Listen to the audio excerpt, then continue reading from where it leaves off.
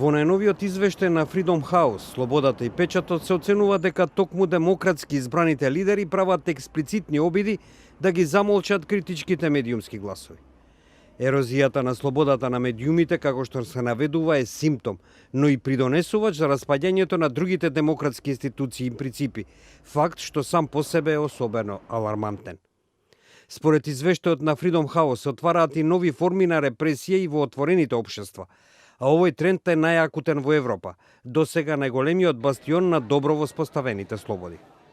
При тоа како примери се наведуваат владата на Виктор Орбан во Унгарија и администрацијата на Александар Вучич во Србија, кои, како што се оценува, имаат голем успех во замолчувањето на критичкото новинарство, расчистувајќи го патот за популистичките цели. Двајцата лидери ја консолидираа собственоста на медиумите во рацете на нивните пријатели, обезбедувајќи тие да ја поддржуваат владата и да ги игнорираат нејзините противници. Во Унгарија процесот напредуваше најдалеку и скоро 80% од медиумите се во собственост на владини сојузници.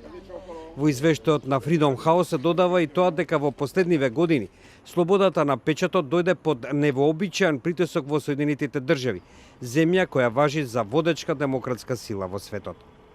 Иако клучните новински организации остануваат силни и продолжуваат да продуцираат критичко известување за оние што се на власт, континуираното клеветење на председателот Доналд Трамп сериозно ја влошува тековната ерозија на јавната доверба во главните медиуми. Меѓу другите чекори, председателот постојано се заканува дека ќе ги заостри законите за клевета и ќе им ги одземе лиценците на одредени радиодифузери.